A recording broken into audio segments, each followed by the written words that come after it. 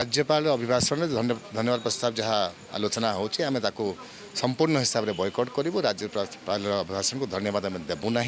हाउसटा बंद होची governor issue को लेकर आउ सरकार ना आचरण अच्छी ना उच्चारण अच्छी विषय ना बिजनेस एडवाइजरी कमिटी को डाकिक हाउस जो इम्पास अच्छी रिजल्व करने लगी चेष्टा कर जना पड़ी सरकार ना हाउस चलवा लगी इच्छा अच्छी ना कि से गवर्नर इश्यू को एड्रेस करने लगी इच्छा अच्छी। तेणु आम विधिवत भाव में वर्कआउट कलु। ऊपर बेले डेप्यूटी स्पीकर इलेक्शनटा थी कन्स्टिट्यूशनिक सांविधानिक हिसाब से जहाँ आम ड्यूटी अच्छी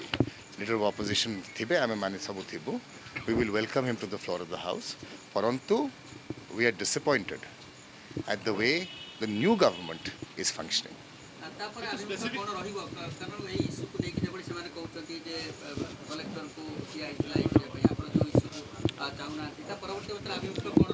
जदि से कहते हाउस रे कहवा लगे असुविधा कौन अच्छे बिजनेस एडवाइजरी कमिटी मीटिंग डाकी करी ये जो इम्पासे अच्छी गवर्नमेंट और अपोजिशन भितर ताकू रिजल्व कर असुविधा कौन अच्छी और खाली हाउस बाहर कहले हाउस रे जब असेंबली चलुची हाउस से तार स्पष्टीकरण देवा उचित भावुना सरकार house is supreme and this is what holds the government accountable to the people of Odisha. There is a lack of respect of the government for the Odisha assembly in is proceeding.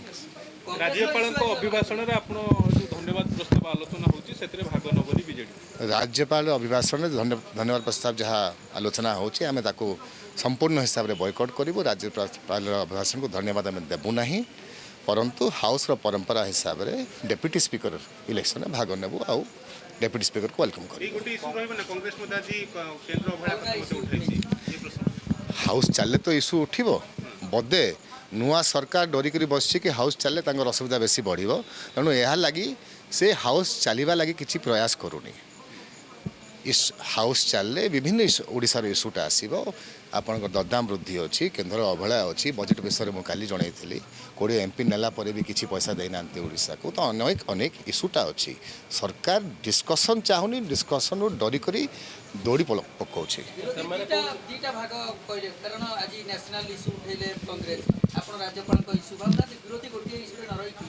आम